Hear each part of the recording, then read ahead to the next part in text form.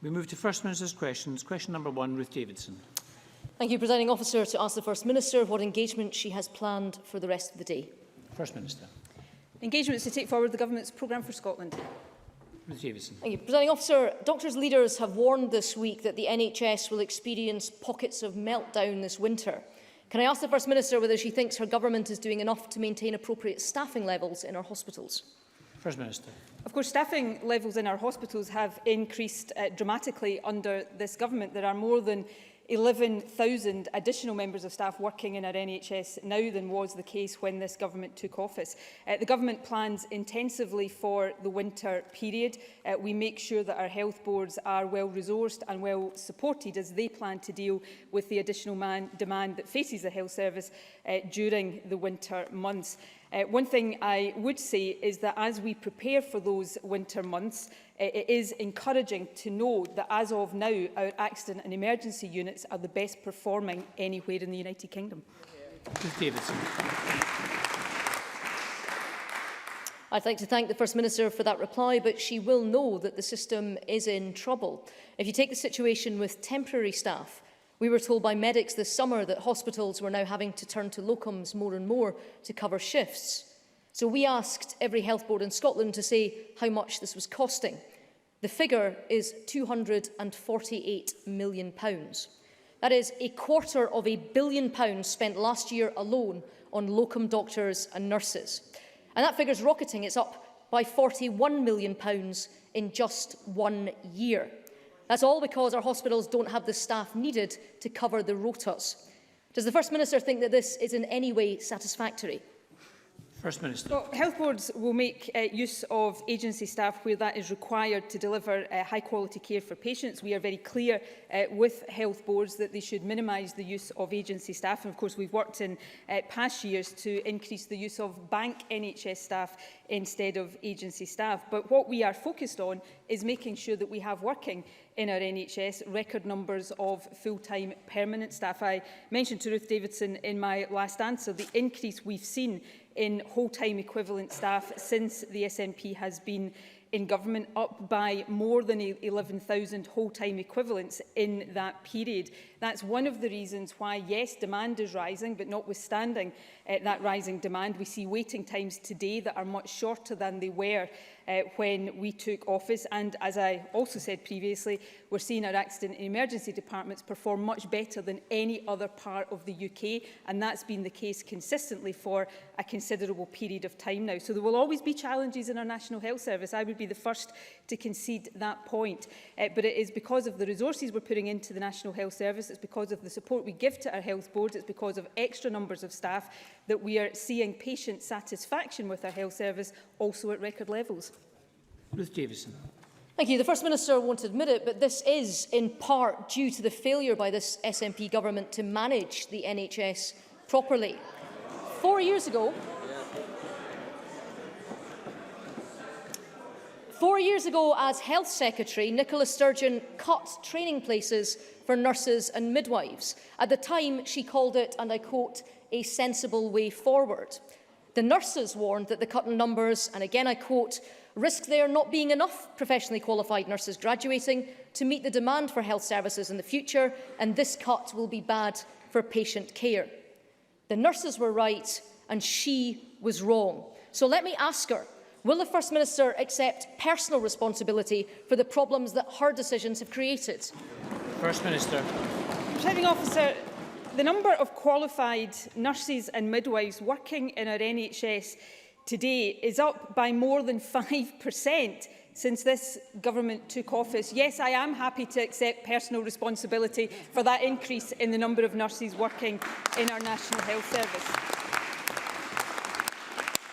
And just for completeness, we're seeing the number of doctors up 25%, the number of emergency medicine consultants up 184%, geriatric medicine consultants up by 38%, paediatric consultants up by 84%. So there are more people working in our NHS today. Ruth Davidson's mentioned agency nurses. When we took office, there were 728 whole-time equivalent agency nurses working in the NHS. In 2015-16, that was down to 276, a reduction of 61.9%. So, yes, there are challenges in our National Health Service.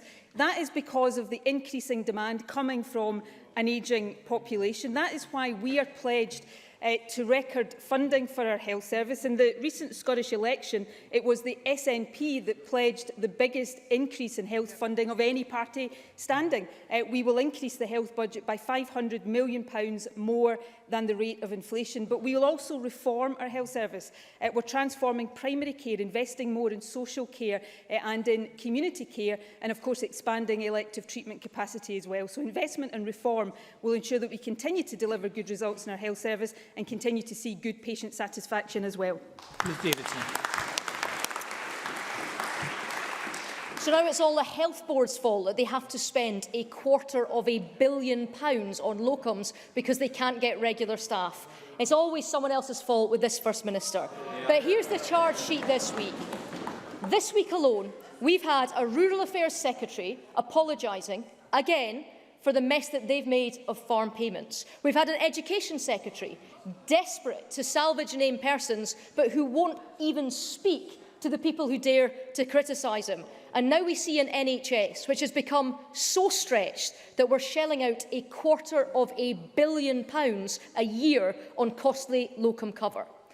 The First Minister is on the slide because instead of rolling up her sleeves, she's tearing up her promise not to hold a second referendum. So enough of the distractions. When's she finally going to get a grip of this failing government?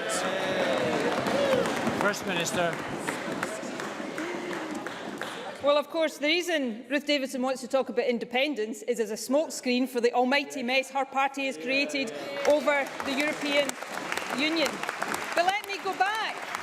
Let me go back to the National Health Service. I see that Ruth Davidson was quite keen to get off the subject of the National Health Service after my last answer. I'm not sure what it is about a 61.9% reduction in the use of agency nurses under this government that Ruth Davidson didn't quite grasp in my last answer. I'm not sure what it was about an increase in all staff in the health service, a 5% increase in the number of qualified nurses and midwives working in the health service. It's those kinds of investments delivering the results we're seeing for patients in our health service that is resulting in record patient satisfaction records. So I recognise there is more work to do, but I think patients would probably prefer this government to continue to build on the success of our health service than have the Tory government in London, who of course has managed to force junior doctors out on strike.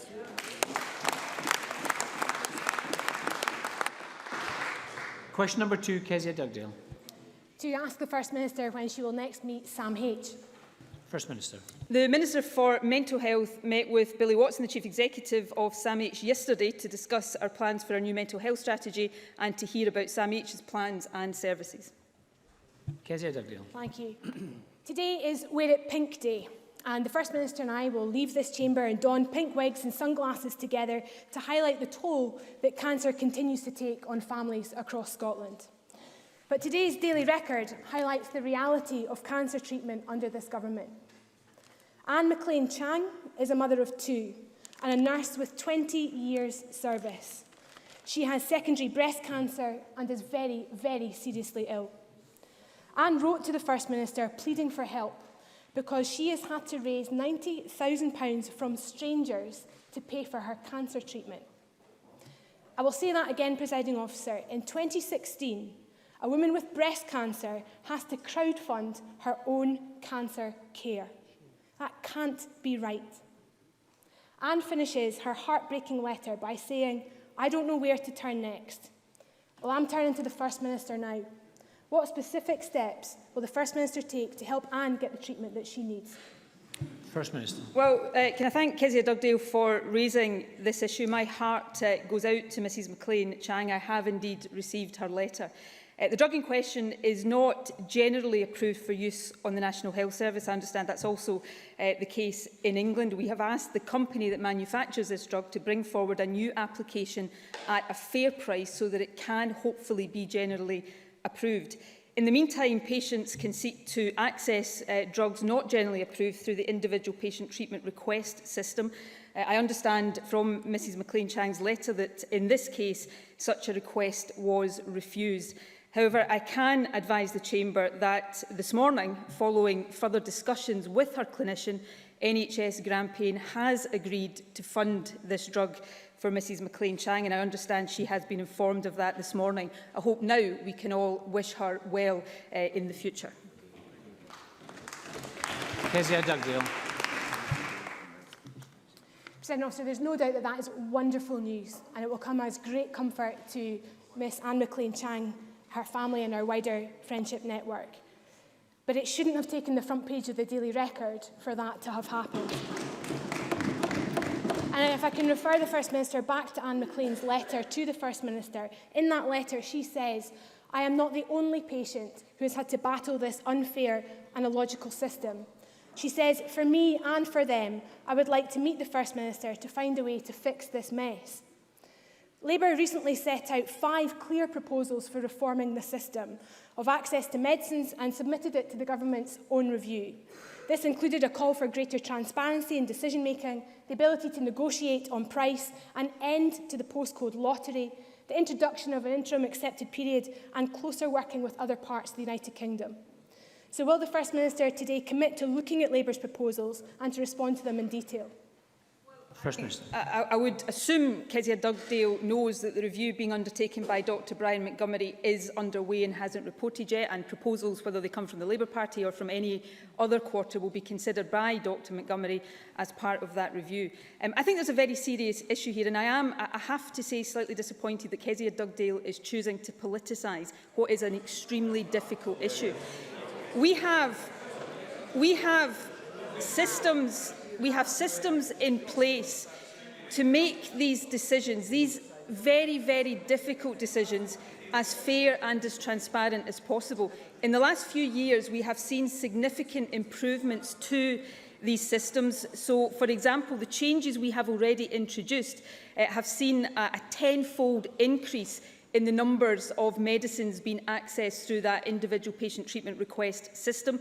And Dr Brian Montgomery's review will bring forward proposals to improve that system even further. But I hope everybody would agree that it is absolutely vital that we have these systems in place, because that's how we deliver fairness for patients in an age when new drugs are coming on the market all the time, and it's also how we deliver fairness for taxpayers. If we don't have robust systems in place, then effectively we give drug companies a licence to charge whatever they want for the drugs that they bring to market. So these are very, very difficult decisions, but we must have the right systems in place to make those decisions. And I would hope that everybody across this chamber, no matter the sympathy that we all feel for every patient in a situation like this, would agree with me that it would be entirely wrong for politicians to start to substitute their judgment for the judgment of the people that are trusted to make these decisions, having receipt of all of the information. So we will continue to work to make sure that we have a fair and transparent system in place so that more and more people can get access to the drugs they need and want. Kezia Dugdale. President Officer, the only person that politicised this issue was the First Minister right there and then.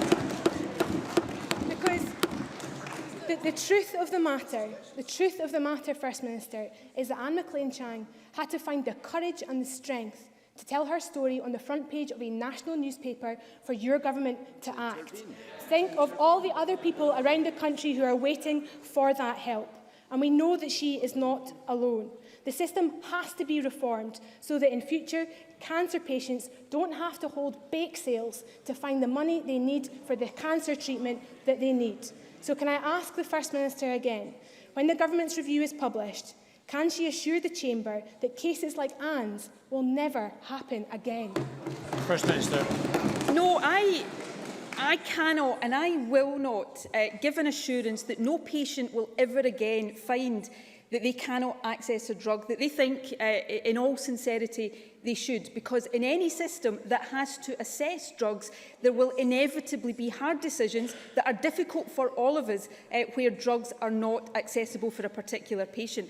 But I also want to say this is not a case of me and my government intervening. This is a case of the system operating to get a patient the drug that I agree she should be accessing. Now, I go back to the point here. This is about making sure that we have robust systems in place. It would be entirely wrong, and I hope no politician across this chamber is seriously arguing that we should have a system based on whether or not politicians decide to intervene in individual cases. What we have to do is get a system in place that is robust and takes these decisions fairly. We've made improvements. We have vastly increased access to medicines because of the improvements we've already made, and we have got a review underway that will report, and if there are recommendations in that review for further improvements, we will not hesitate to make those further improvements.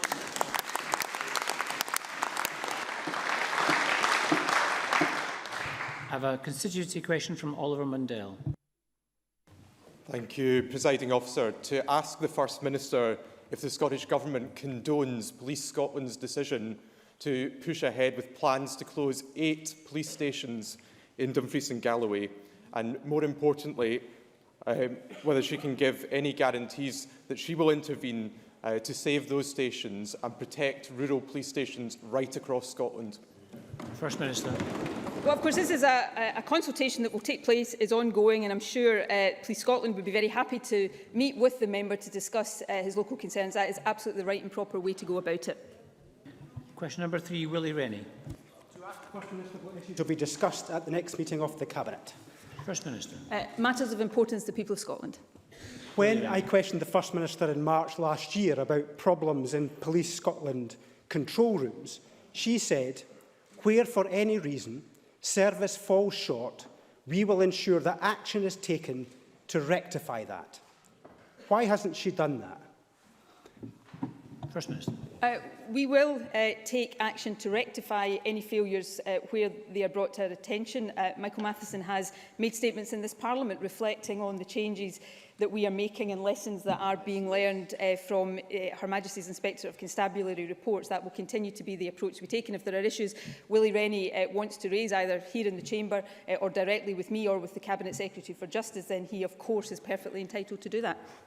Willie Rennie. I'm very surprised that she doesn't know about this. Today we've seen figures that 78,000 calls to the police were dropped. That's calls to the National 101 police number. That's an appalling figure. Callum Steele, he knew about it. He said from the Police Federation that is simply unforgivable and that there are significant challenges in many parts of the service. Sickness rates are high. Morale is low. The I6 IT system has been abandoned. We've just heard about police stations being shut in Dumfries and Galloway. Now we discover that 78,000 calls to the police were dropped. Will the First Minister not look again at the damage that she is doing to the people and to the services that we all rely on? First Minister.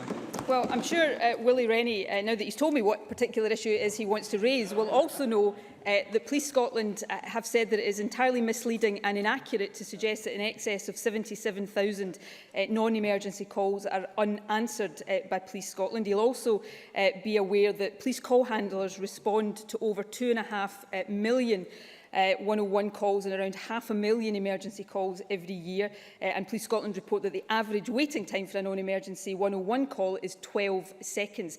We will always work with the police to improve service levels, just as we work with our other public services to make sure that the quality of service to the public is high and improving. But I would remind Willie Rennie, of course, that this is the government that has protected 1,000 extra police officers on the street, which is part of the reason, not the whole reason, but part of the reason why crime is at a 41-year low across this country.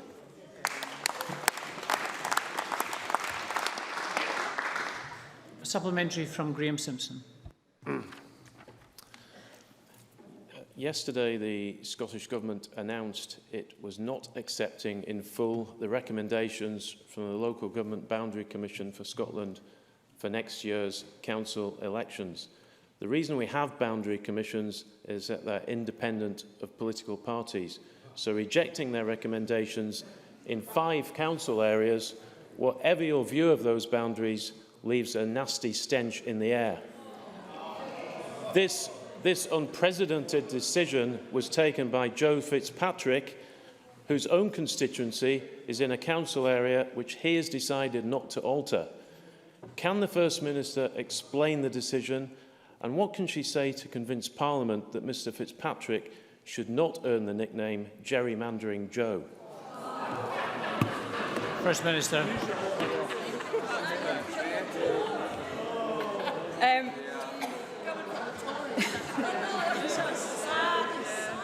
Yeah, I'm not sure if the member is aware what the Tory government in Westminster is doing around boundaries right at the present time. He should perhaps have checked it out before asking his question. Look, we have listened carefully to the concerns of local communities before taking these decisions. The decisions deliver the commitment we made to protect local communities by taking forward changes only where communities have been adequately respected. And the decisions not to implement some of the changes have cross-party support, including, I have to say, from every member of Dundee City Council. Opposition spokespeople who are too quick to attack our decisions seem unaware that their own parties lobbied locally for the changes not to go ahead. So, not only is the member unaware what his Westminster colleagues are doing, he seems blissfully unaware of what his colleagues locally are doing and saying as well.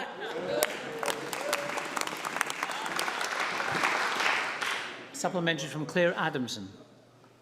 Thank you, Presiding Officer. The First Minister may remember that in February this year I raised with her the impact of the UK Government's planned reductions to housing benefits for vulnerable people who stay in supported and women's age refuge accommodation, highlighting the worry and distress caused by these plans.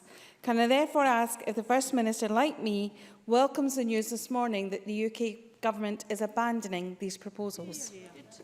First Minister. Yes, I am extremely relieved at this U-turn from the UK Government. I think it's ridiculous that there has been so much worry and distress caused to people while the UK Government has dithered over making this decision, and I would want to take this opportunity to commend the work of Scottish Women's Aid and others who have campaigned on this issue. The announcement today offers welcome assurance that funding for the sector will be maintained at current levels and that refugees are no longer at risk of closure as a result of this proposal. I think we should all welcome that, but I think we should all regret that this issue was ever raised in the first place.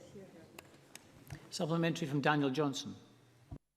Presiding Officer, last week I held a GP summit for local GPs from Edinburgh Southern and Health Board officials. It revealed that half of the capital's surgeries could soon be refusing new patients, something which is already true for South Edinburgh. Will the First Minister or her Health Secretary arrange to meet with me, local GPs and NHS Lothian to look at the steps that could be taken to, in their words, avert this deepening crisis? First Minister. Well, I would be happy to ask the Health Secretary to meet with the member. As the member will be aware, we are investing to increase primary care capacity. For example, we've increased the numbers of posts for GP trainees that are being advertised. And as I said in the Chamber last week, already at this stage in this recruitment round, we're ahead of where we were last year at the end of the recruitment round. There's also a range of investments being made to improve recruitment and retention of GPs, and of course to make sure that we are helping GPs deal with the workload they face through new community link workers, for example, pharmacists in GP practices, new paramedics. So there is a strong programme of work being taken forward by the Health Secretary working with GPs. Of course, we'll have a new contract in place from next year as well to deal with the demands on our GPs who do such a wonderful job for all of us. And I'm sure the Health Secretary would be delighted to meet with the member to discuss that in more detail. Take a supplementary from Linda Fabiani. To ask the First Minister for her reaction to the announcement by the UK Home Office that they plan to close the Dungavel Immigration Removal Centre next year, and whether she, along with many other concerned people right across the country, will renew calls upon the UK Government for more humane treatment of asylum seekers based in Scotland. First Minister. Well, I welcome the announcement that Dungavel is to close. I and many members across this chamber have campaigned for the closure of Dungavel for very many years, so that is a positive development. I have to say I do have significant concerns about the alternatives to Dungavel that the UK Government announced last week, and we want to engage with the UK Government to see if we can satisfy our concerns on that. What I think all of us would want to see is a system that replaces Dungavel that is more humane than it, not one that is less humane than it. I think the UK Government should think less about building walls to keep vulnerable people out and more about how we collectively support the most vulnerable people in our world and give them the support that they so badly need.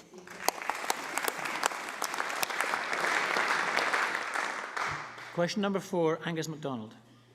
To ask the First Minister how the Scottish Government will seek to make land ownership transparent. First Minister. Well, we are committed to improving the transparency of land ownership. Work by Registers of Scotland to complete the land register is underway, with all public land being registered by 2019 and all land by 2024. In addition, the consultation on our proposals for a register of controlling interest in those who own land was published on the 11th of September and will help to inform the regulations that we bring forward next year. These regulations will help communities, landowners, tenants and the wider public to know and understand more about decision-making and land in Scotland. Angus MacDonald. I thank the First Minister for a reply. Does the First Minister agree this is a highly technical and complex area and that improving transparency of ownership is no easy task? Now, there's no doubt there are powerful individuals who would like to see us fail, despite the clearly stated will of this Parliament. In light of that, does the First Minister also welcome, as I do, that the relevant sections of our Land Reform Act received cross-party support in this chamber? First Minister.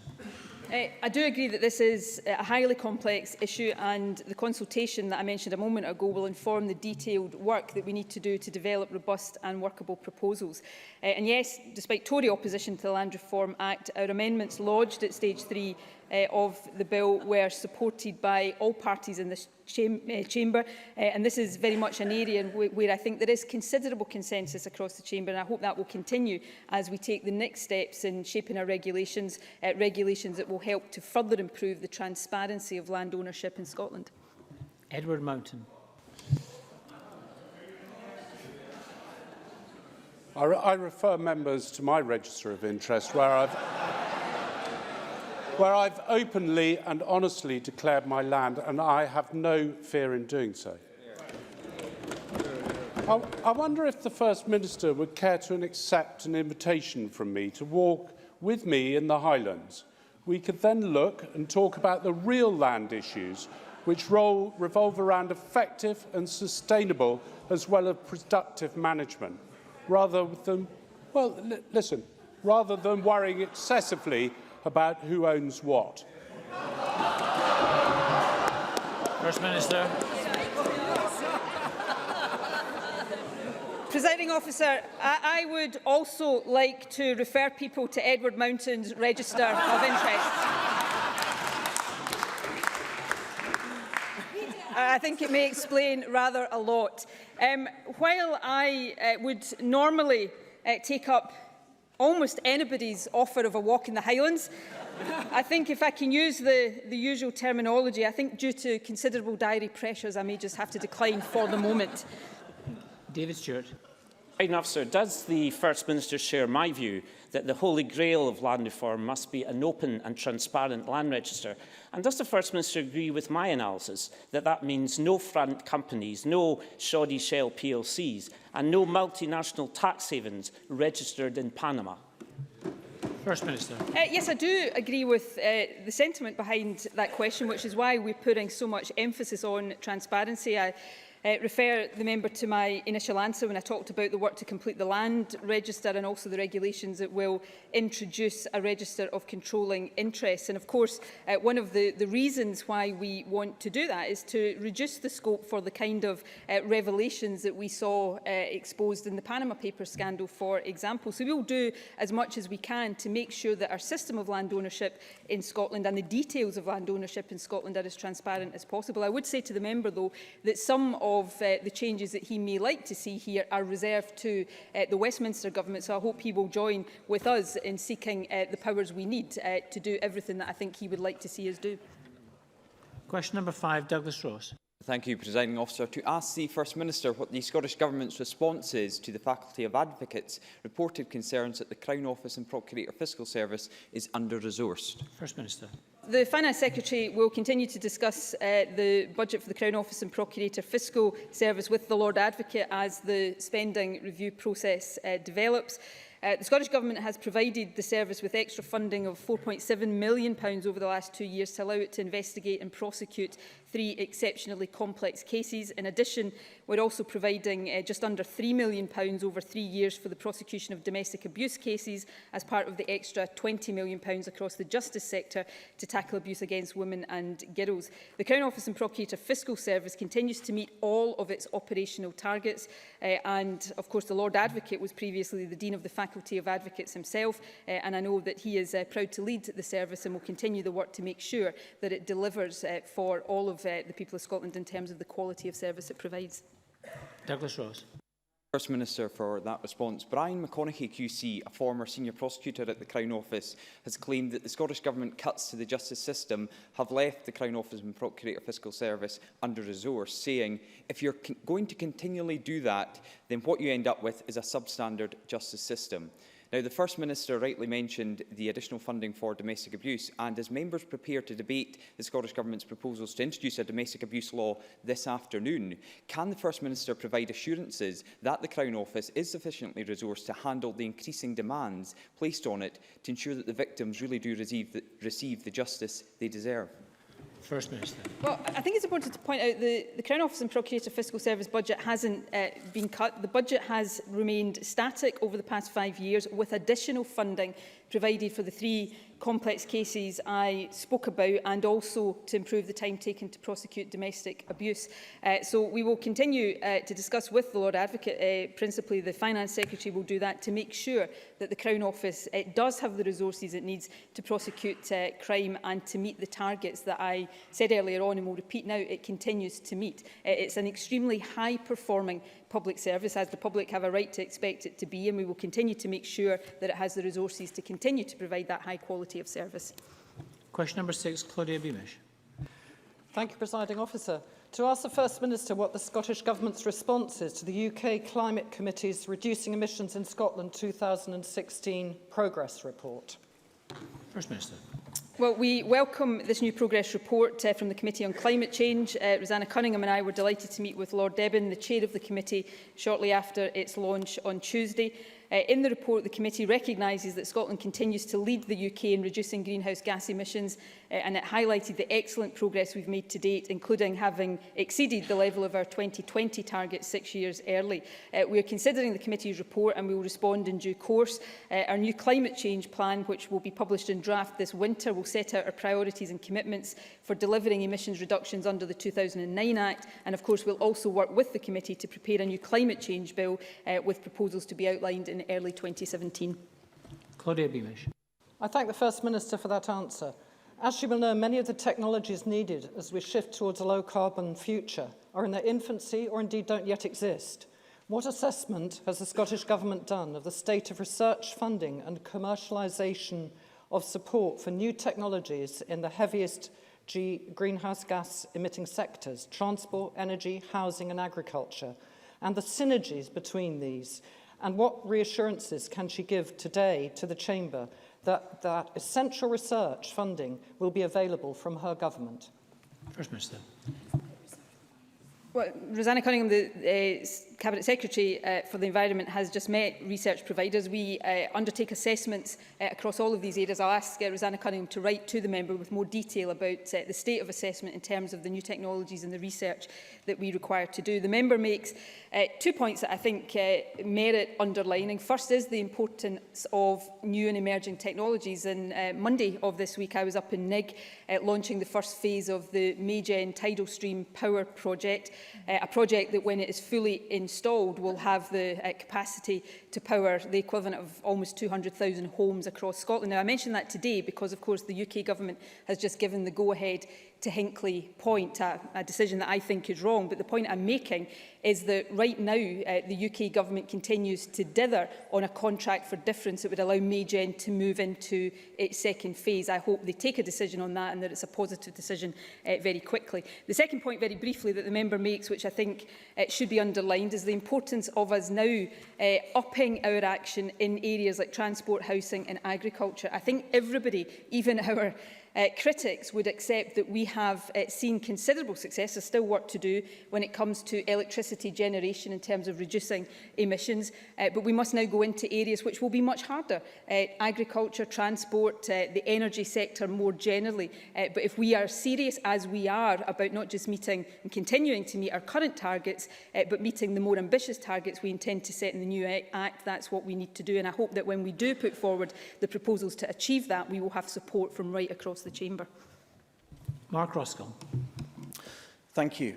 First Minister, the UK Climate Change Committee this week highlighted once again that emissions from transport are holding us back and that there are zero actions in your government's climate action plan to address this. Isn't it time for some big, bold ideas?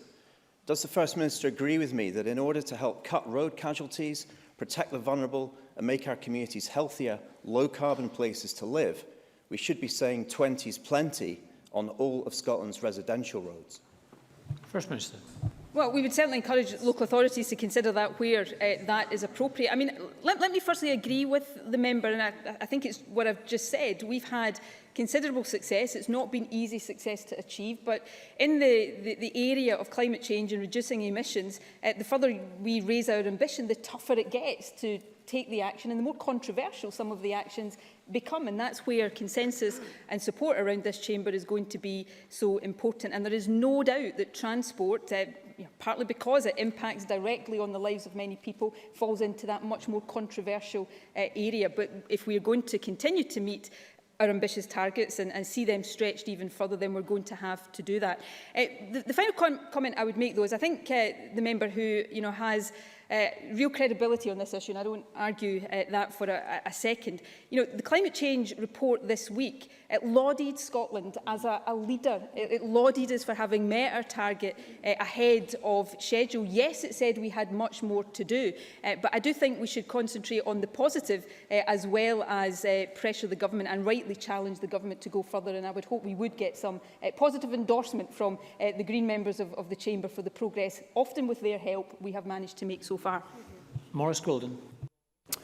Thank you, Presiding Officer. The report makes clear that emissions from heavy goods vehicles account for 17% of Scotland's transport emissions, but the Scottish Government has achieved no overall change in emissions in that sector between 2009 and 2014. Will the First Minister consider promoting urban consolidation centres, logistical hubs which reduce freight journeys, in order to reduce emissions from the transport sector and also link this to a transport sector-specific climate change target? First Minister. Well, I would be very happy, as I'm sure she will be, to ask the Cabinet Secretary for the Environment to meet with the member to discuss that and other suggestions. As we continue to make sure we've got the plans in place to meet the current target, but also extend that target, as I've said, we are going to have to consider proposals in the nature of the one that the member has just put forward to make sure we're able to do that. So the more cross-party consensus we can build on this across the chamber, the more chance we have of being successful. So Rosanna Cunningham will be happy to meet to talk about that suggestion in more depth. Question 7. Question 7, Kate Forbes. To ask the First Minister how the Scottish Government will achieve 100% broadband rollout across Scotland. First Minister.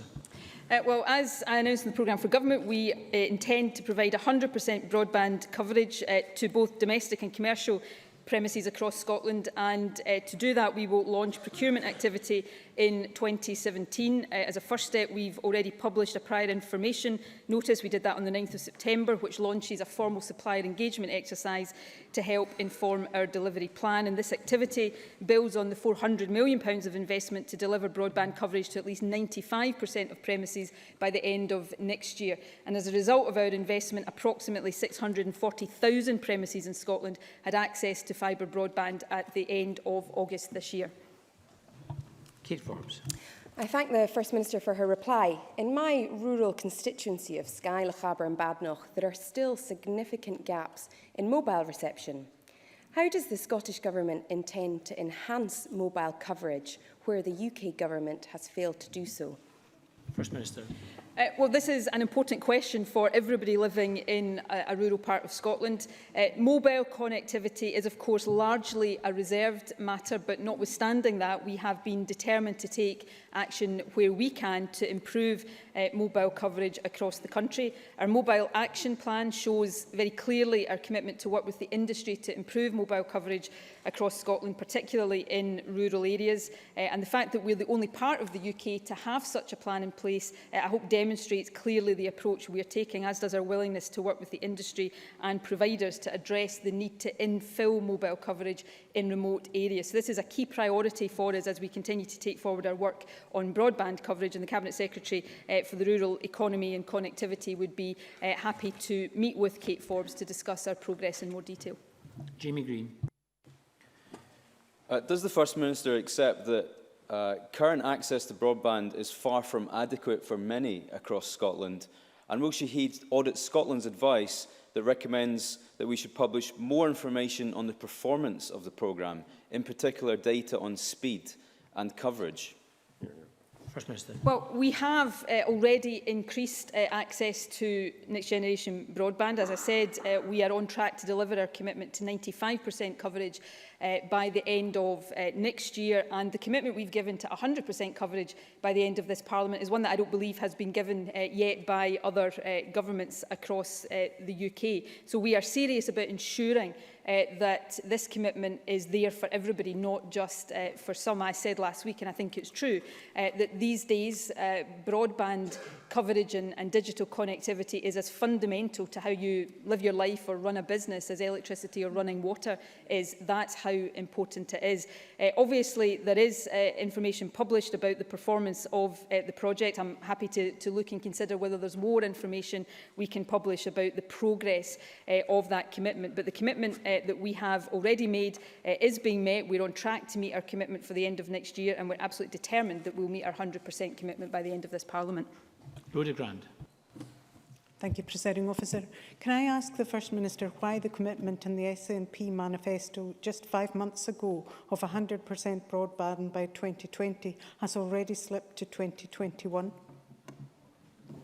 First Minister. So the commitment is by the end of the Parliament. The commitment is as the commitment has always been, and it's a commitment I've just reiterated, I think, on more than one occasion here today, as I did in the programme for government last week. By the end of this Parliament, we intend that there will be next generation broadband access for 100% of commercial and residential premises across the country. I can't remember if that was a commitment in the Labour Party manifesto, but I know it was a commitment in the SNP manifesto, and I'm determined that we're going to deliver it. And that concludes First Minister's questions. We'll now move to members' business in the name of Jeremy Balfour, and I will allow a few moments just to change seats.